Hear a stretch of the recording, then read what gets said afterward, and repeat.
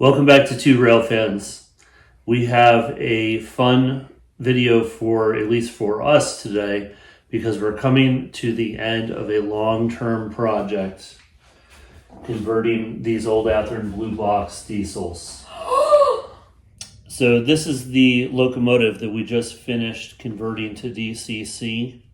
And I just want to remind you guys that this project was more for sentimental reasons than anything else, because these two locomotives I had since I was maybe ninth grade. Very old. Very old? Are you sure they're very old? Yeah. So this B unit we picked up last year, and that's the one if you're following along in our series, that we recently added a no sound, no light DCC decoder. And in this locomotive here, we added an ESU 58821. So they all have ESU decoders, and actually all three of them are different.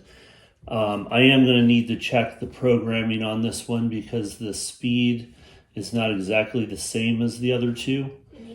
So we'll need to speed match those. I didn't have to speed match these two. They were right on out of the box. Before we get too much further into this video today, though, if you haven't already subscribed to our channel, subscribe right now. Yes, thank you, son.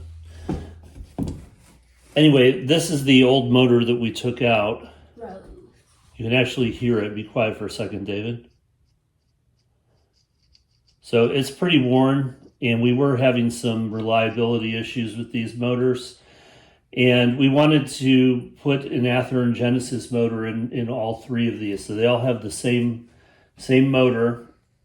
One of the issues that we're having, these super weights will not fit in there anymore. I was planning on using these sticky weights. The problem is there's no room on the side or the roof for these. So I'm going to have to find out some solution to add some weight to these. I'm not sure it really matters on our layout. They still have plenty of weight to them, but they do have, we're going to be operating these mostly on the outer loop on our layout, and it does have to climb a 2% grade, and we want to be able to carry enough rolling stock to fill this area back here. So we'll see how they perform. If you guys have a suggestion for weights that we might use, please leave it in the comments. Before we do a test drive today, I want to point out one other thing that I ended up doing. Since we are going to be running these three locomotives as a consist most of the time, I was concerned about having this one turned around backwards and coupled with a metal coupler to a metal frame, because that is how these locomotives got part of their track pickup. I was just kind of concerned about that. So basically, and maybe I'm thinking about this wrong. You can let me know if I'm mistaken on this. But I put a plastic KD coupler on here just to make sure there's no electric current passing between the three of these, since this is turned backwards.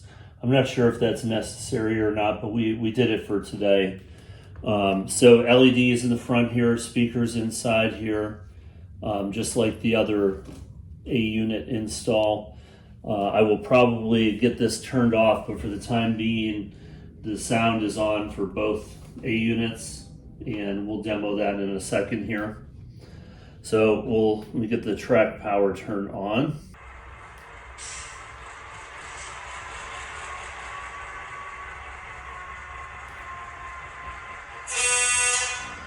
So you can hear the stereo effect of that.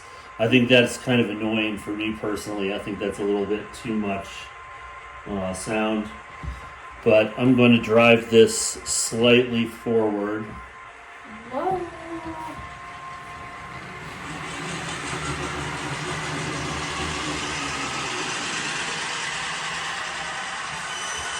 Just so you can see the light on here. There is a reflection off of the speaker. There's not too much I can do about that, but honestly not really worried about it. So we're going to go ahead and hook up some rolling stock to this and see if I can get enough momentum here to get up that 2% grade. Maybe traction tires? Is that a thing on these? I I think so. I don't know though. Maybe we could try something like that. Anyway, we feel like the project's 99% done. We just got to figure out the weight issue and trying to get this done. So we're going to go ahead and hook up some rolling stock, and then let's take it for a test drive.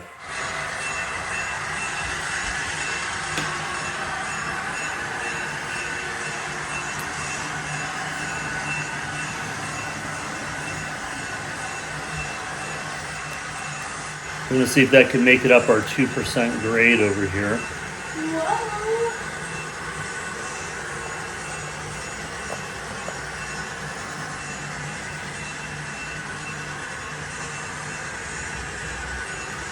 So it seems to be moving, no problem.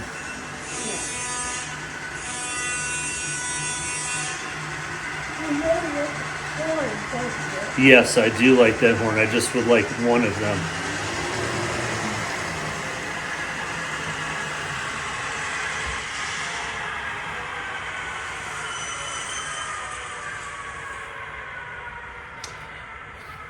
All right, so I think it's a success.